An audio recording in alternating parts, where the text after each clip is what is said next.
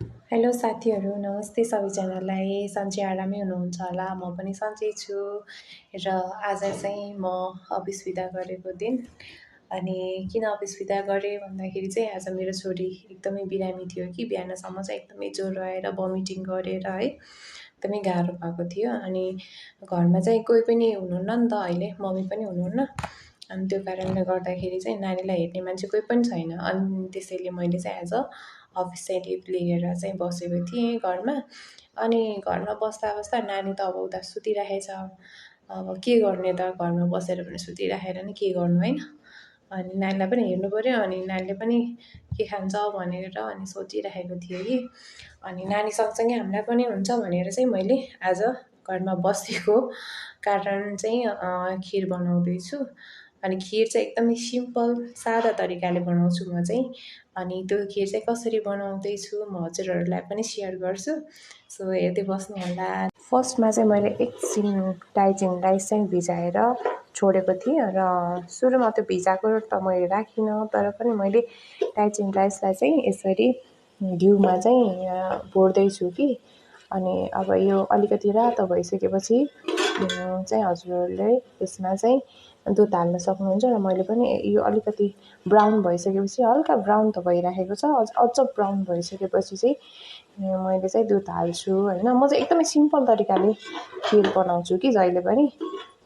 त्यो एकदमै ड्राई फ्रुट्सहरू हालेर एकदमै त्यो हुन्छ नि केसरहरू चाहिँ म राख्दिनँ।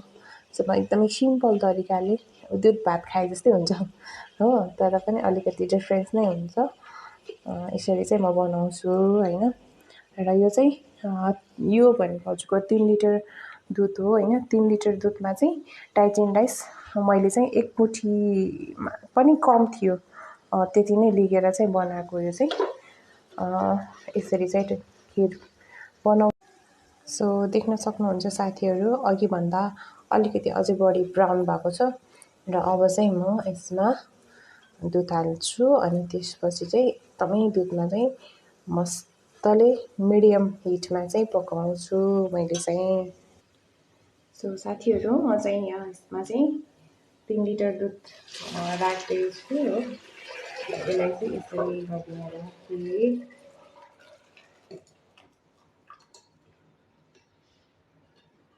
र अब चाहिँ म यसलाई यस्तो तरिकाले चलाउँदै पकाउँछु कि।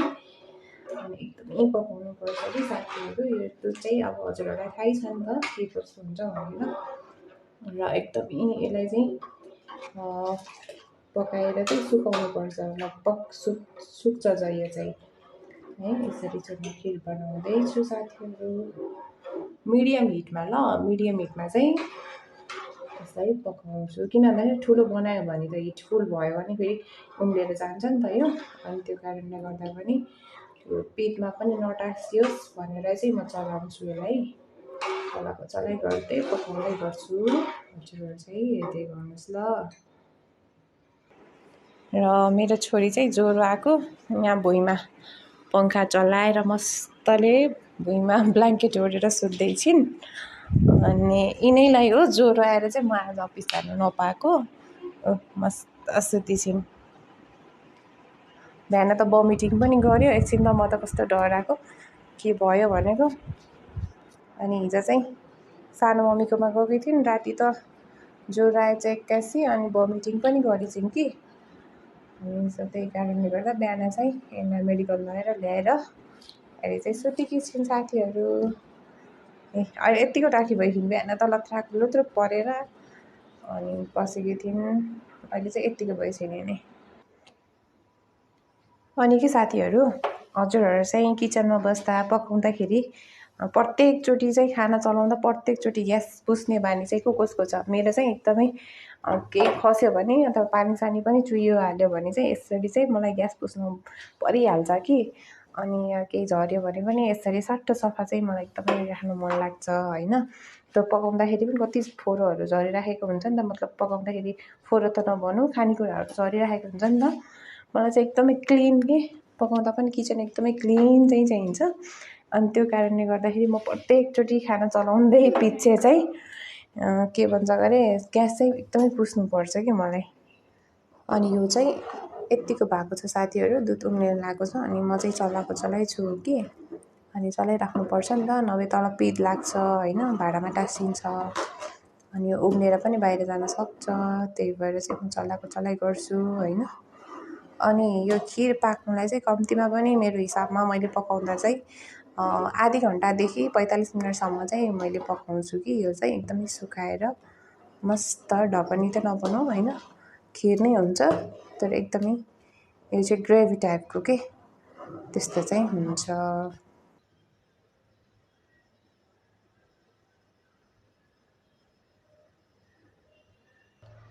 अनि मलाई चाहिँ एज अ खिरमा चाहिँ हल्का ड्राई फ्रुट्सहरू चाहिँ राख्नु मन लाग्यो। अनि त्यसको लागि चाहिँ मैले यो काजु भइहाल्यो, यो चाहिँ बदाम भइहाल्यो होइन। अनि यो नरिवल चाहिँ मैले यसरी कटिङ गरेको छु। अब कोहीले त नरिवल कोरेर पनि हाल्नुहुन्छ, यसलाई चाहिँ धुलो बनाएर पनि। र यसमा चाहिँ मैले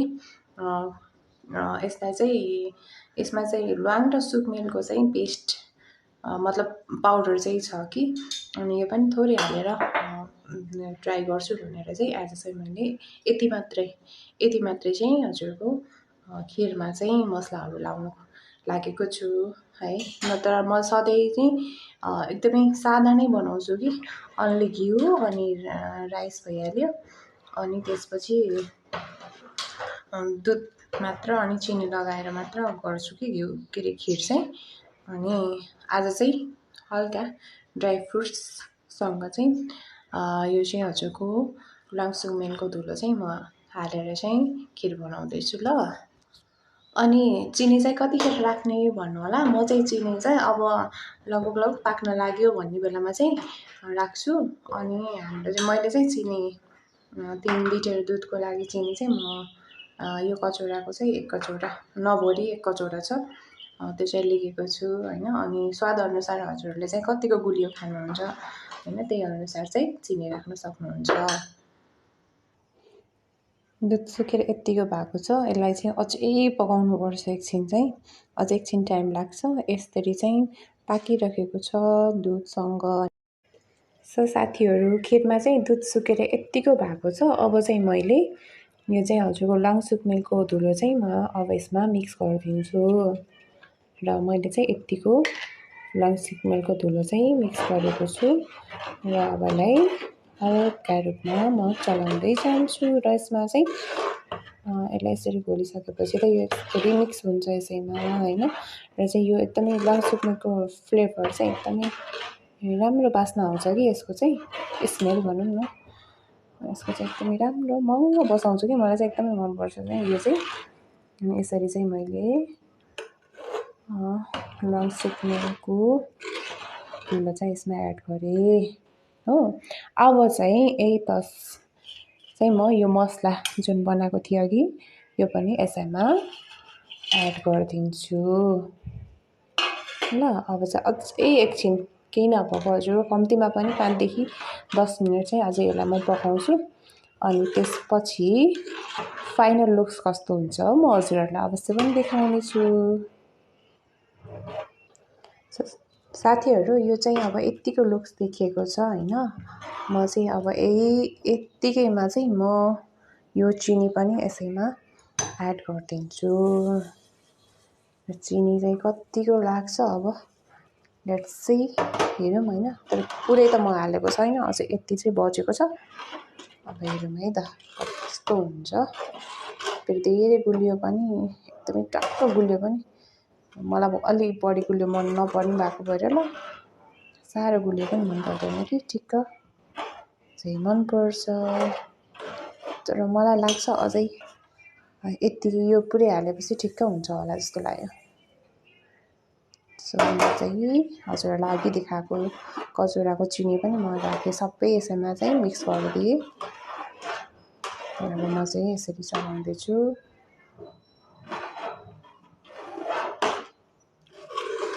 हेर्नु न, अघि दुध कहाँसम्म थियो, पाक्दा चाहिँ अब लगभग यो दिक्चेको चाहिँ लास्टमा पुग्न लागिसकेको छ, आधाभन्दा पनि कम भइसक्यो। सो साथीहरू, यो चाहिँ खिरको फाइनल लुक्स र खिर चाहिँ अब पाकेर रेडी भइसकेको छ। अब चाहिँ म यसलाई ग्यास बन्द गरेर अब यसलाई चाहिँ उतारेर राख्छु। सो साथीहरू यही नै हो मेरो मिनी ब्लग है। हजुरहरूलाई रेसिपी अथवा खिर बनाउने तरिका कस्तो लाग्यो, जस्तो लाग्यो त्यस्तै कमेन्ट गर्नुहोला। धन्यवाद यहाँहरूलाई। By by.